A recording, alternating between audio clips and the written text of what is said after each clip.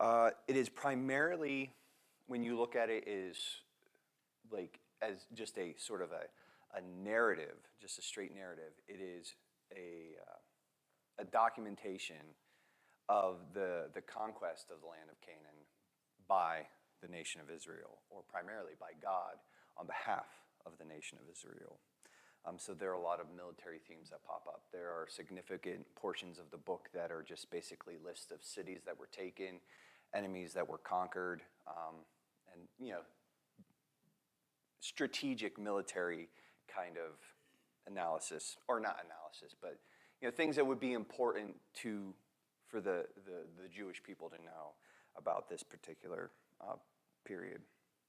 But what is interesting, or what I found to be interesting, that at times this book in particular was used to justify holy war, or declaring holy war on enemies of Christian empires and nations, which we would probably say is a gross misuse of the text, because it's actually not about conquering enemies.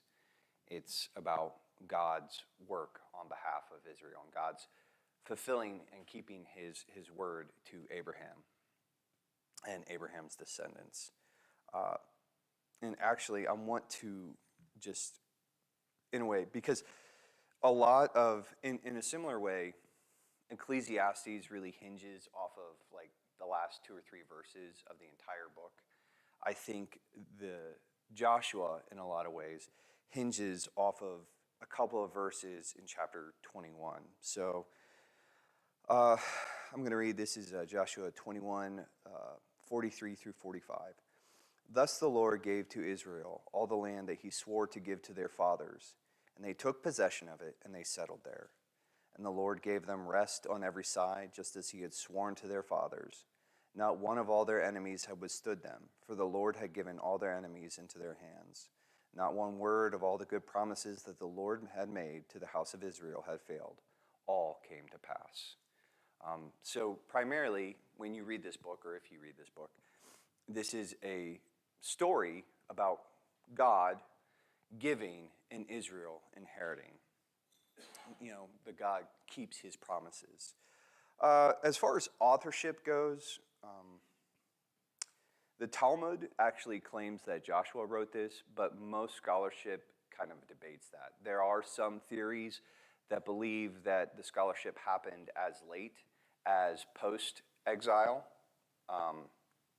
but the sort of the more balanced approach or opinion is probably written after Joshua's death, but before Saul's reign.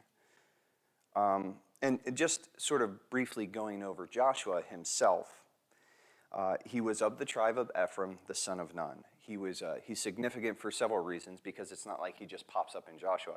He actually shows up in Exodus and Deuteronomy as sort of an executive assistant to Moses, or I would hesitate to use second in command, but he's a favored chieftain of Moses. He accompanies him on several things. He's actually one of the 12 original spies sent into Canaan, and he's one of the only 2 that survives the 40-year wanderings, the other being Caleb. So in Deuteronomy, I'm going to jump around here a little bit. In Deuteronomy 31, verses 14 through 23, he's actually commissioned and appointed, or is that the right? He's commissioned and appointed to lead Israel. See, I don't even know my own notes. So this is not just Moses' favorite. This is a young man, or youngish man, because he was, scholarship suggests that he was already into his 40s by the time they had left Egypt, so he's maybe sufficiently advanced. But this is a younger man who, brain, thanks for working, who was chosen by God and to lead the people after Moses' death. All right. So And just going on about Joshua a little bit more, overall, he is portrayed in a pretty positive light as far as Old Testament leadership goes. There aren't a ton of, where we look at like some of the judges who are, some of them are decidedly marked by character flaws. Some of the kings decidedly marked by character flaws. Joshua overall is pretty positively portrayed. He's marked by obedience, and which is interesting because he's often a phrase that shows up often enough to be sort of noticed, especially early on in the book, is be strong and courageous. There's often this sort of admonition given to Joshua. But, he's actually got some, I don't know if it's types or shadows. I know that that's sort of technical language, but he sort of foreshadows some messianic properties in that he fights against oppression in the sense that the Canaanites are wicked people, and he's sort of a vessel of judgment. And in a way, he points to in a limited sense, to the coming reality of Christ coming back to and rescuing his people and fighting and judging and punishing the wicked in a very limited way. He is ultimately, though, he is at best at very best a deuteroprotagonist, because ultimately the hero of this book, which should come to no surprise, is the Lord himself. Again, this idea, God gives and Israel inherits. Often throughout this book, when we read sort of the different conquests, when Israel succeeds is because the Lord intercedes on their behalf, because he fights the battle for them. That's a phrase that actually shows up quite a bit, or a phrasing that shows up quite a bit throughout this, that the Lord was with them, or the Lord fought for them. And actually, when they fail to submit to the Lord's counsel, and when they fail to really put the Lord first, they're marked by failure. So again, this is all coming back to the promise that Abraham's descendants would possess Canaan. This is what this book is really about, is about the fulfillment of that. So looking through this, again, this is sort of a military-themed chapter, because it is kind of about how Israel's military took the land. But there are four basic movements in the book.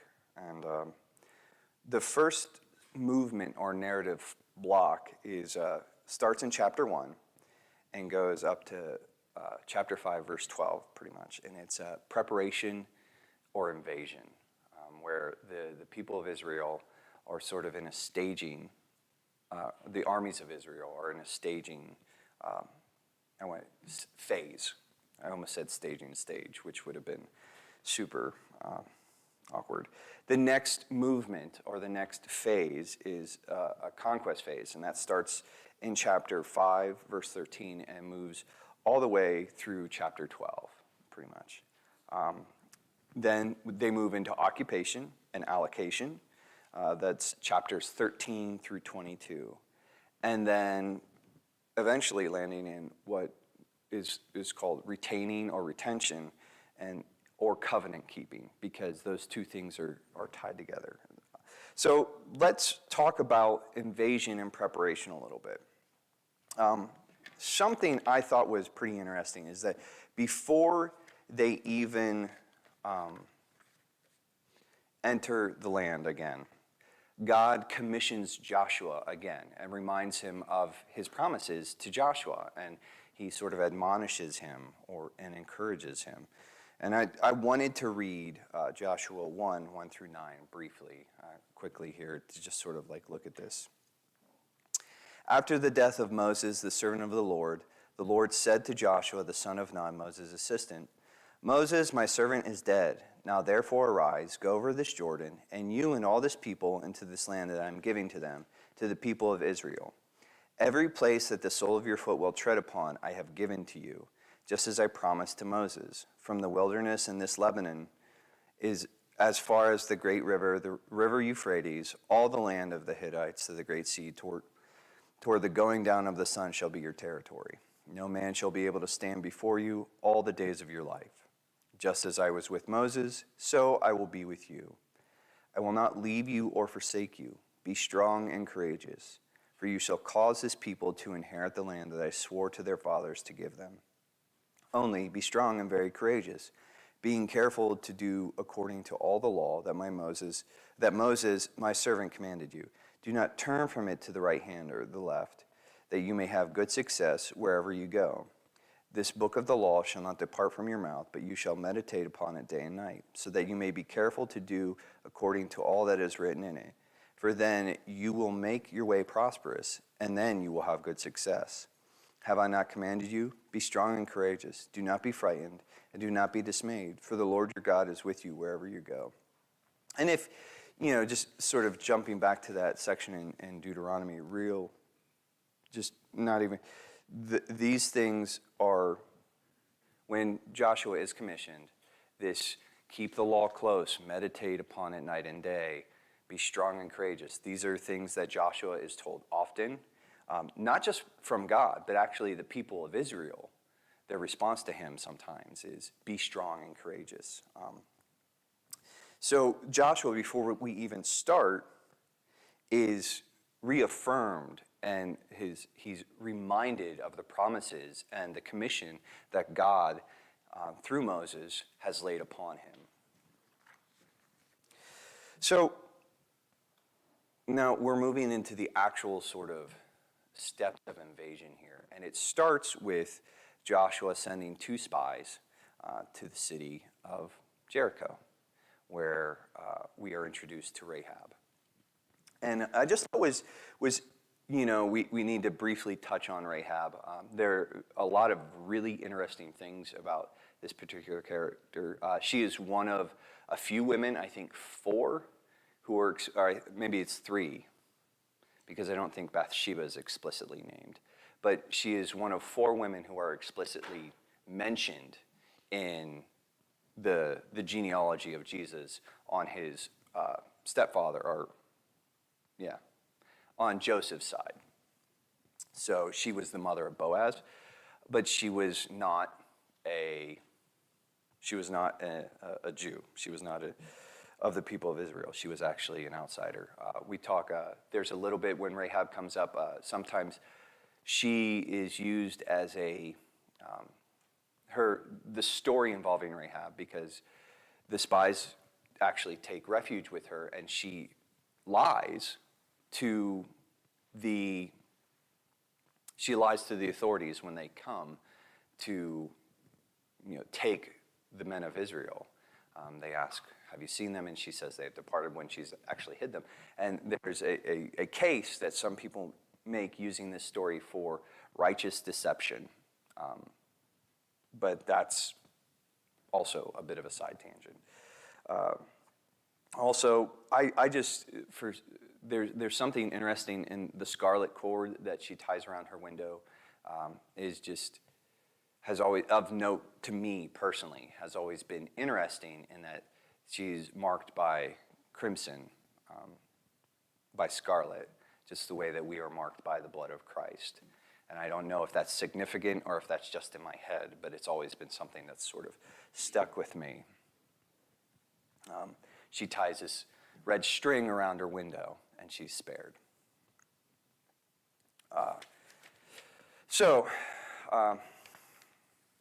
After the spies spend a little bit of time with Rahab and scouting out the city and depart, they return with a report. And at this point in time, the invasion begins in earnest. We see pretty early on here a miracle happen where God intervenes and causes nature to, not behave as nature does. He stops up a river, sort of an echo of the Red Sea, where the crossing of the Jordan, the priests proceed and wait in the middle, and carrying the Ark of the Covenant, not the tabernacle, that's a lot more. But they carry the ark into the river, and the river stops flowing, and the people of Israel cross over this river. And again, sort of echoing what God had done at the Red Sea. This is where conquest begins. So they've moved into the land, and they're preparing for their first actual confrontation here, the confrontation at the city of Jericho. And Joshua actually meets a character that shows up for just a minute. Like, just it's a bit of a quick note, but it is actually really one of the most important characters in all of this book. The commander of the Lord's army. This is a Christophany, where he meets a pre-incarnate version of the Lord himself. So I'm going to read this real quick in Joshua chapter 5, starting in verse 13. When Joshua was by Jericho, he lifted up his eyes and looked, and behold, a man was standing before him with his drawn sword in his hand. And Joshua went to him and said, "Are you for us or for our adversaries?" And he said, "No, but I am the commander of the army of the Lord. Now I have come." And Joshua fell on his face to the earth and worshipped, and said to him, "What does my Lord say to his servant?" And the commander of the Lord's army said to Joshua, "Take off your sandals from your feet, for the place where you're standing is holy." And Joshua did so. There's just a few things in this passage in particular I think are sort of important or to know, and maybe just sort of pay attention to. The take off your sandals, for where you're standing is holy. What does that call back to? Moses and the burning bush. This tells us, I think, this makes a fairly strong case that he is standing in the presence of the Lord himself. I think another thing that is not as apparent, but this is, I think, in a way, especially when we are looking at the entirety of Scripture, this is in some ways a foreshadowing of the Lord coming in Revelation. This is the same commander of the Lord's army, is the same commander who will show up and claim this world finally and fully for his glory and for his people. This is the Lord himself. This is, again, a pre-incarnate Christ. And if you want to see what some of his power and majesty looks like, I think we need to look to the returning Messiah in Revelation, in John's Revelation.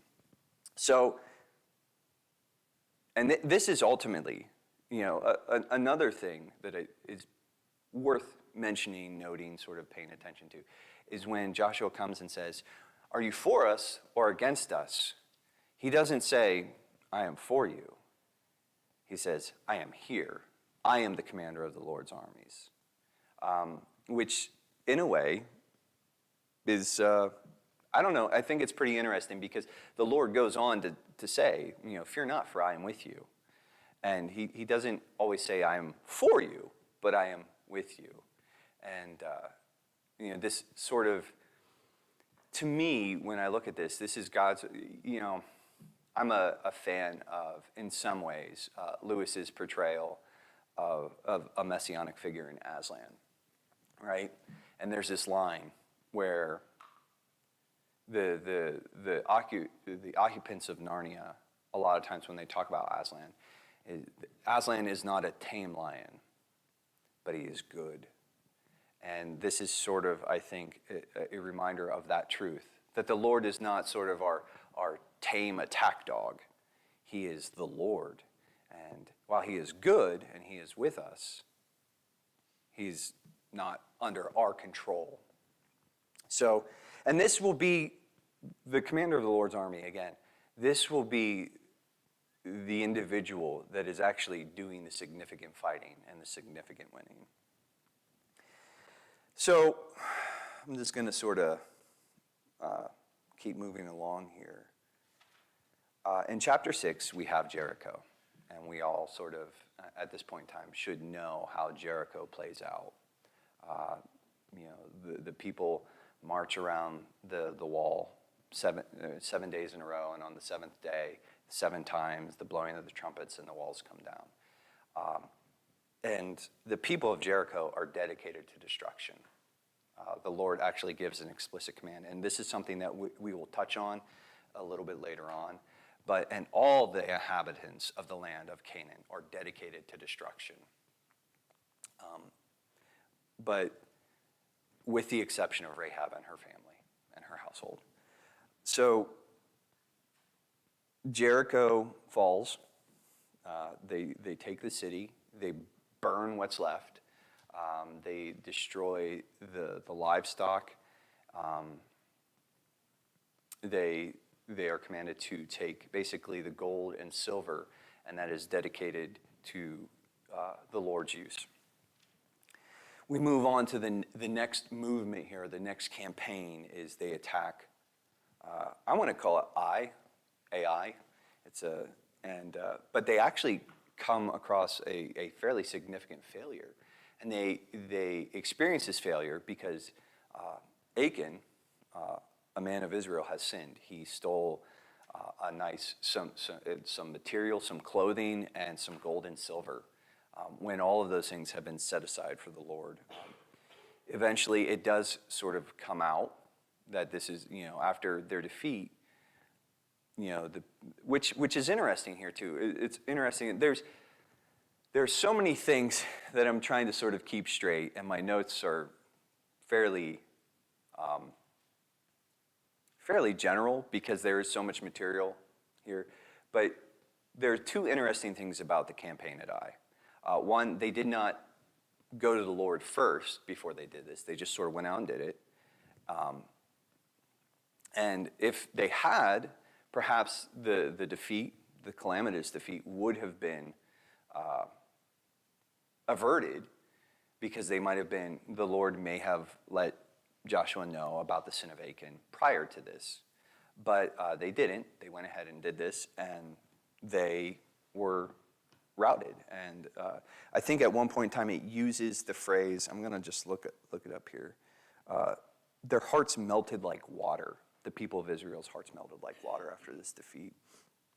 But it turns out it was because Achan had sinned against the Lord, which I think is also an interesting sort of footnote, is that sometimes we tend to look at our sin and our disobedience as being a very individual thing, where here we see that the sin of an individual had long-ranging effects on the entire people.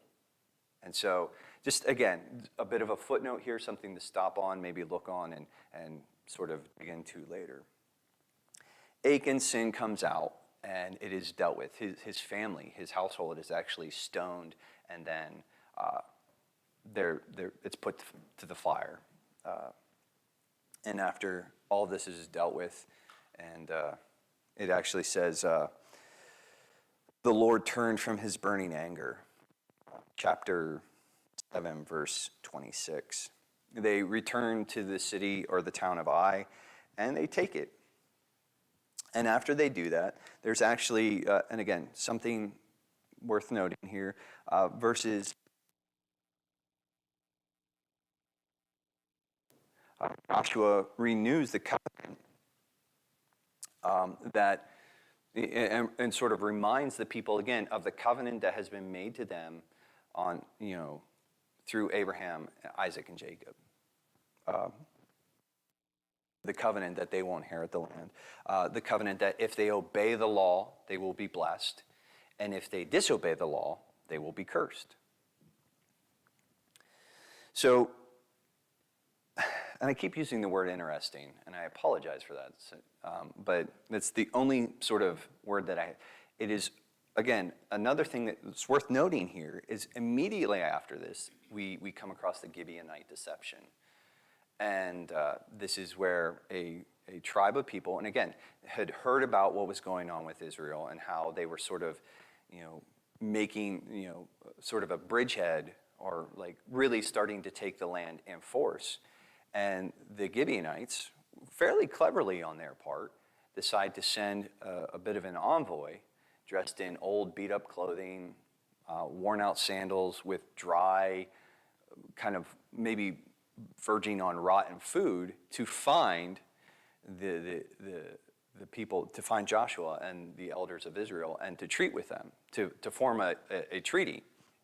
And they deceive them. And again, this is an instance where if Joshua and Israel had sought the counsel of the Lord, they might have been able to see through this ruse. But because they sort of relied on their own wisdom and going forward, they were actually fooled into sparing people that had been set aside for destruction by the Lord. And again, the deception becomes evident or becomes clear after they have already made a promise to spare these people and protect these people. They take these people under their protection that they're not supposed to. And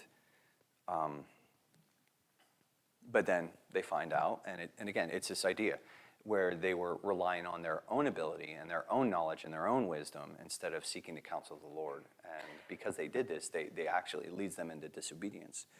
But they actually, just sort of, and how the Gibeonite deception really ends is, yes, these people were meant to be destroyed. But they become cutters of wood and drawers of water for all the congregation. They actually become sort of lifetime, a servant class, a slave people for Israel. And again, I think it's I want to say funny, but I think it is kind of funny how right after there's this covenant renewal, they're reminded of the covenant of God and saying, obey me and you'll be blessed, disobey me and you'll be cursed. And they move right into this, they sort of like, they go back to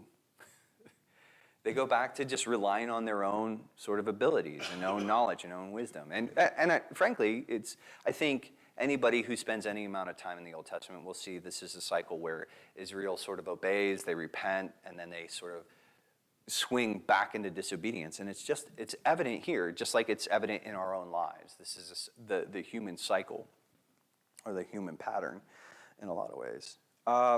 Moving on. So now we get into the Southern Campaign, which actually involves a situation where they are fighting some enemies, and there are a couple miraculous incidents here.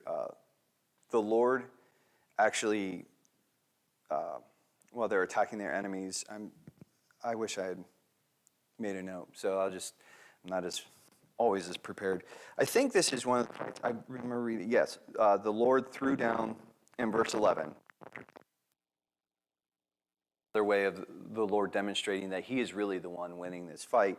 The enemies that the Israelite people were engaging at the time, the Lord actually throws down large stones from heaven on them as far as Azekah, and they died. There were more who died because of the hailstones than the sons of Israel killed with the sword. This is, again, sort of a demonstration of the Lord is actually the one winning these battles, more so than the people of Israel. It's not, they are participants, definitely, in these fights, but it is ultimately, these victories are the Lord's. There's also another sort of incident of note is that the sun stands still that day. For actually an entire day, God, and this is something that we see throughout the Old Testament and the New Testament, that the Lord is sovereign over all of nature, and He causes the sun to stand still, and it's okay,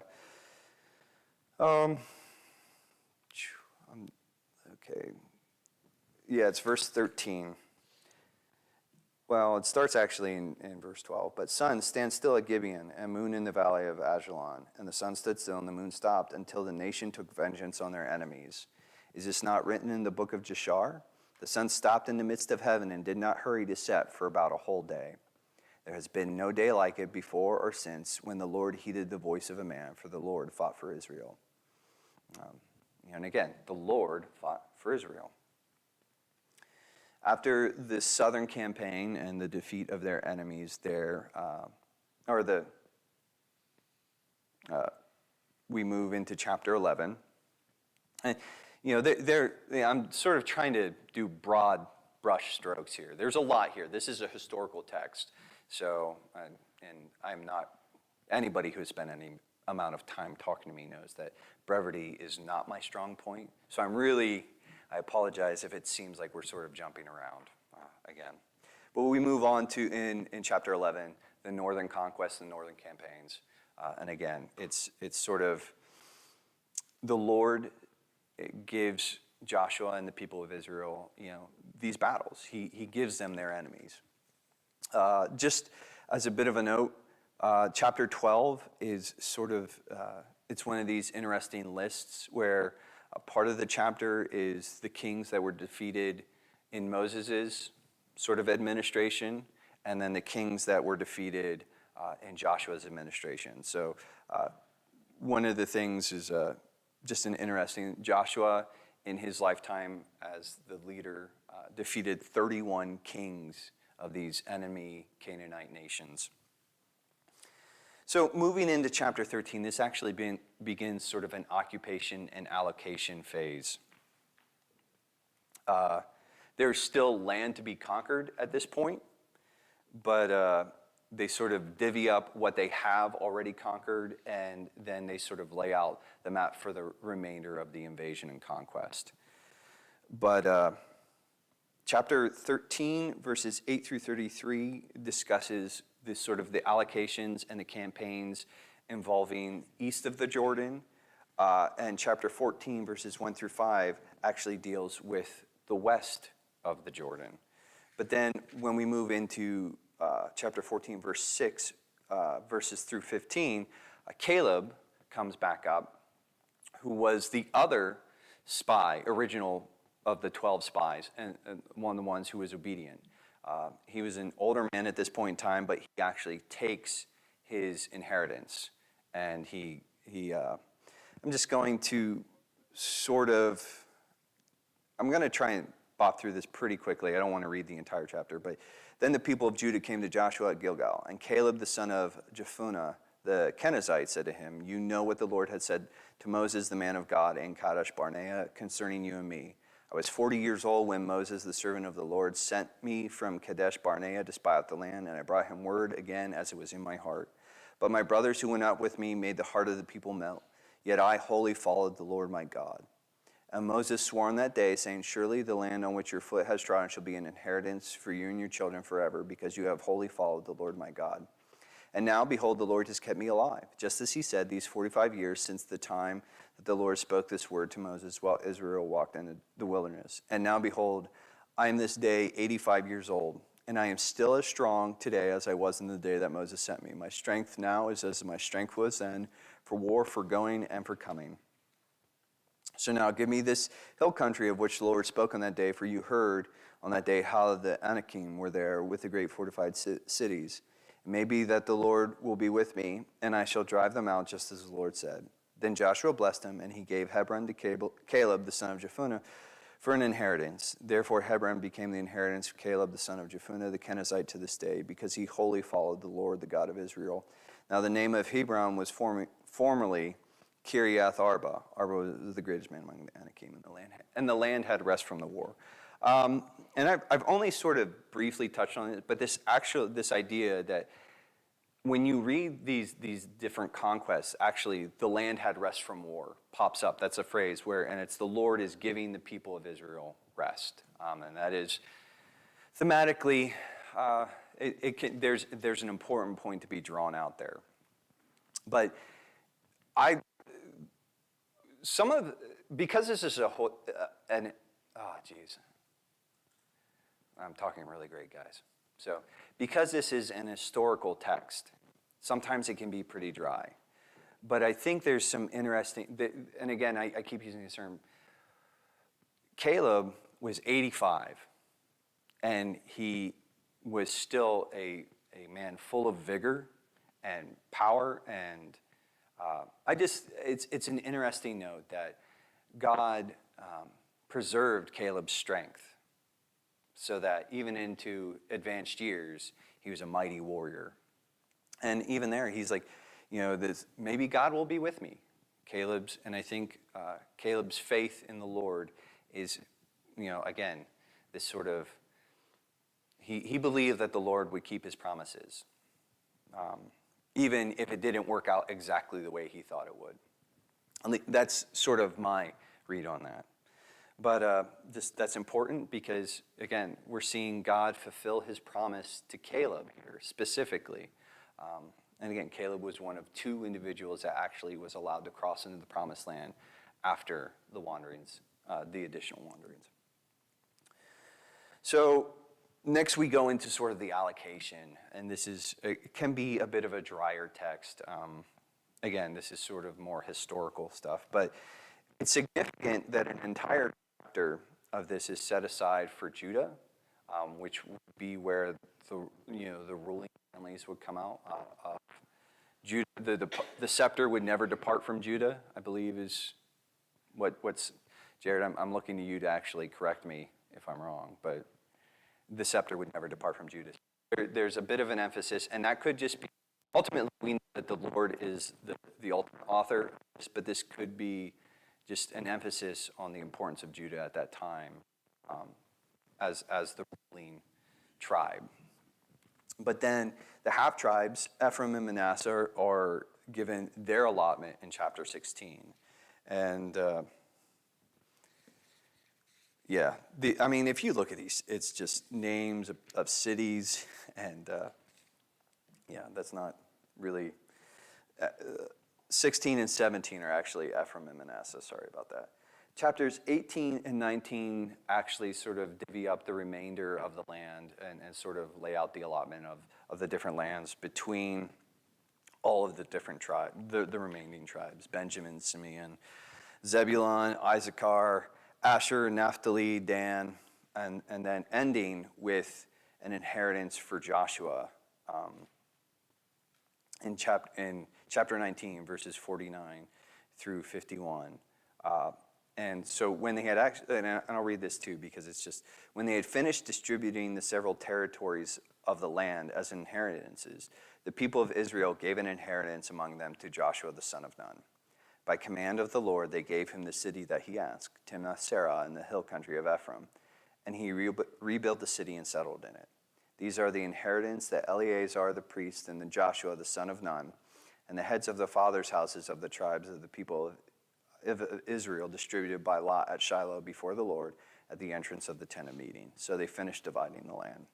So just something that I think is Joshua as leader of Israel, in some ways when we look at leadership, probably could have claimed his city first, but he was actually the last to receive his reward, which, I think is a somewhat important detail of the model of Christian leadership.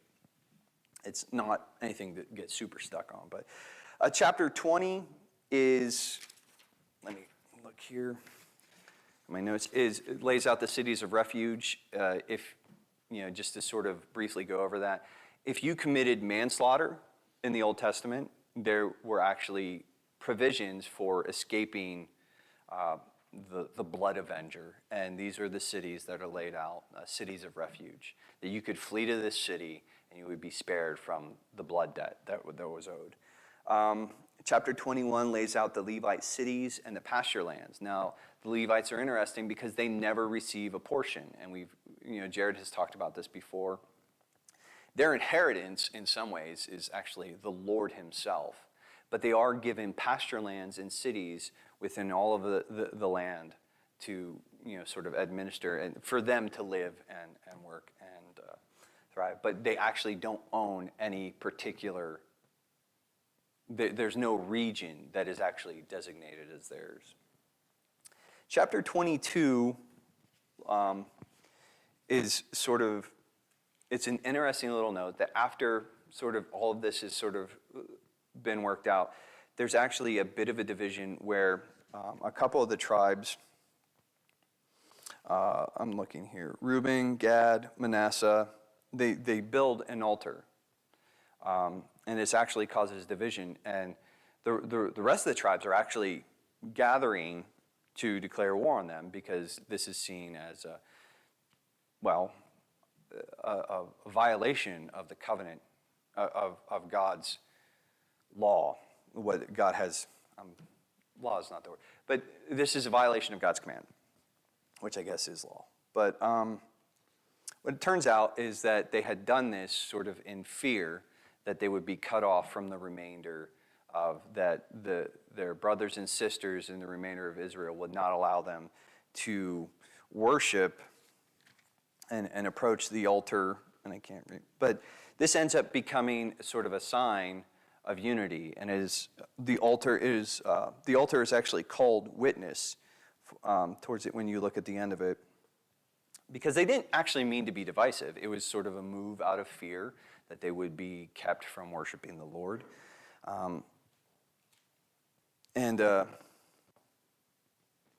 but this altar becomes a witness, just sort of signifying the unity of the people of Israel. Moving on here, man, this went a lot faster than I thought it would. We sort of move into the retention/keeping phase or stage of the book.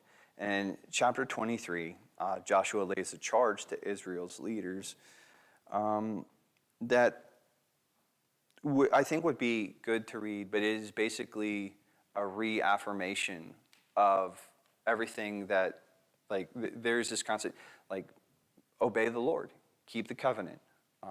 And it's a redeclaration of the covenant. If you obey, the Lord blesses. If you disobey, the Lord curses. And that's a very brief summary of that. But, it's sort of a restatement of the things that the people of Israel, have agreed to. Following that, in chapter 24, there is a covenant renewal at Shechem. I remember reading or hearing one time that the key to pronouncing Old Testament names is to read them quickly and with confidence. I have done neither of those things very well this morning. So, so this is just, again, this is sort of after the redeclaration of the covenant and all the promises. This is a sort of a response on the people of Israel to, or a challenge to the people of Israel at Shechem to renew, to think about it. And it actually, in verse 14, there's a pretty famous section that shows up, and a verse that comes out of Joshua. And I'm looking here. Okay, here it is. Starting in verse 14. Now therefore fear the Lord and serve him in sincerity and faithfulness. Put away the gods that your fathers served beyond the river and in Egypt, and serve the Lord. And if it is evil in your eyes to serve the Lord, choose this day whom you will serve, whether the gods your fathers served in the region beyond the river, or the gods of the Amorites in whose land you dwell. But as for me and my house, we will serve the Lord. We see like the placards, it says, but as for me and my house, we will serve the Lord. And so there's this challenge here. The people answered, far be it from us that we should forsake the Lord to serve other gods, for it is the Lord our God who brought us and our fathers up from the land of Egypt, out of the houses of slavery, who did those great signs in our sight and preserved us in all the way that we went, and among all the peoples through whom we passed. And the Lord drove out before us all the peoples and the Amorites who lived in the land. Therefore we will also serve the Lord, for he is our God. And Joshua it's kind of, again, sort of maybe interesting to note, but Joshua's response to them is, you are not able to serve the Lord, for he is a holy God. He is a jealous God, and he will not forgive your transgressions or your sins.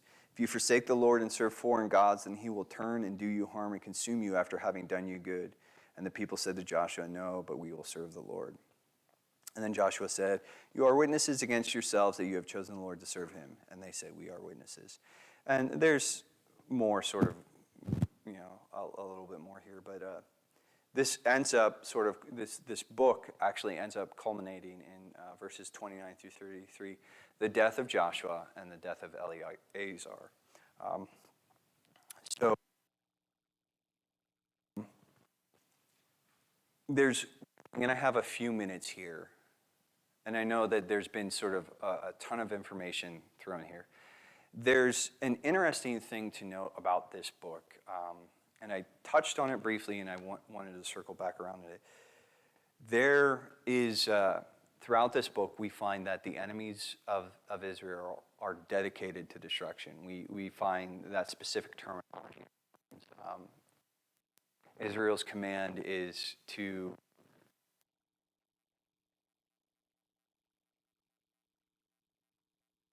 of an area. I think we understand that ultimately war is a pretty barbaric, it's not a pretty thing. Even just war is very ugly.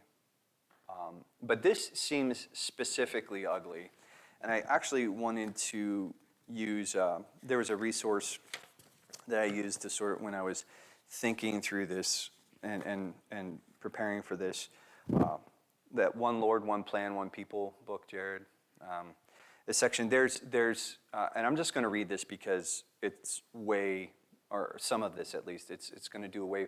There's a term, I want to say cherem, or cherem, it's C-H-E-R-E-M. And I'm just going to read this, hopefully fairly quickly. There's an elephant in the room which cannot be ignored, an issue which everyone sees but no one wishes to deal with. It is the thorny issue of Israel's treatment of the Canaanites. All war is barbaric, but what the Israelites did hardly complies with the Geneva Conventions. It savors of genocide. How are we to regard what is referred to as cherem, the devotion to destruction of everyone and everything in a city? The most common escape route is to say that although the Israelites thought they were doing what God wanted, they were not. All they were doing was reflecting the primitive times in which they lived. But that way out is a dead end because the annihilation of the Canaanites was God's will, sanctioned by his clear commands in chapter 10, verse 40, and Deuteronomy 20, verses 16 and 17. Here are a number of factors we need to take into consideration as we struggle with this issue. First, cherem was not to be the norm for the Israelites. Normally, an enemy would be asked to surrender, and only if they refused to do so were they attacked. When victory was secured, only male combatants were to be killed. Everyone and everything else was plunder. Deuteronomy 20, 10 through 15. The fact that cherem was not to be used indiscriminately, but only against the inhabitants of Canaan, indicates that there was a purpose in it, and protection was part of it. The annihilation of the Canaanites was designed to remove everything that might seduce the Israelites away from the faithfulness of God. Another purpose of cherem is to execute God's judicial condemnation of the inhabitants of Canaan. In Genesis 15:16, God explained to Abraham that his descendants would not inherit Canaan immediately, but would come back in the fourth generation, for the sin of the Amorites has not reached its full measure. The implication of what God said is that he was being patient with the Canaanites, but when their sins had reached the limit, he would use Abraham's descendants to bring his judgment on them. The Canaanites were notorious for their sexual perversions and their pursuit of sorcery and other dark arts. The Israelites were to be God's instruments to carry out his punishment of the Canaanites. Just as centuries later, he would use the Assyrians and Babylonians as his instruments to punish Israel and Judah. The fact that everyone and everything in a city was subject to cherem shows that the Israelites cannot be stigmatized as land-grabbing marauders seeking to enrich themselves. Something else is going on in this act of judgment. God's judgment of the Canaanites is a pointer to his final judgment, when those who have rejected the Savior will be punished in hell. A final factor that we must consider is this, that in the middle of all this destruction, God's grace is still evident. Rahab, along with her family, was saved from the destruction of Jericho because she had helped two spies. And in a fulfillment of God's covenant promise that he had a program to bring the blessings of his salvation to non-Jews. Rahab is also incorporated into the Israelite community. Even when he had discovered that the Gibeonites had tricked him into signing a non-aggression pact with them, Joshua did not exterminate them in line with Deuteronomy 20, 16 through 17. Instead, he forced them to work as woodcutters and water carriers at God's sanctuary. Sheer drudgery might now be their lot, but at least they were still breathing. While these factors may not stop us feeling uncomfortable with the idea of cherem, they may help us to understand it. I think there's, when we look at this passage and we sort of wrestle with this thing, and I think we should wrestle with this idea that God is not only allowing the wholesale destruction of peoples, but he's commanding it. It sort of, I think, should serve, and again, sort of going back to this, like, God is not a tame lion. He's the maker of the cosmos, and we talk about vessels of wrath sometimes in the New Testament. These people were devoted and dedicated to destruction by the Lord himself, and he has the right to do that, and he has the right to use his people to administer that. It's not a good thing in the sense that the loss of life is always lamentable, but it is a good thing in the fact that this is the Lord's command and will, was the Lord's command and will for his people. This is not something that applies to us today, but it is something that is difficult for us to wrestle with. For me, in sort of thinking through some of this. So that is, again, just briefly, I think, and I know we sort of rushed through this, but when you read this book, it is primarily about God keeping his promises. It's about God doing the work for his people, him giving and Israel receiving or inheriting. And that is, and again, just, I think when you study this book, we should keep in mind that passage that I read sort of very early on, Joshua 21, 43 through 45, that God keeps his promises. And because that's what this book is really about. And it's ultimately, he talks about, and again, rest comes up a good bit, but this is, in a way, we see a very incomplete rest given to the people of Israel, that rest that is ultimately fulfilled in the Messiah, and that we are receive and that we can take part in. The rest for the weary, the tired, the rest that the Lord gives to those who are lowly of heart. That's ultimately what a lot of this is pointing to. So I don't have anything else. That's just pretty much it. Hopefully this is helpful in studying, and I managed to use up almost all the time. So hopefully this is helpful, and this will encourage you to maybe look at the Old Testament and sort of examine it and wrestle with some of the questions that it poses to us individually, but also as a people.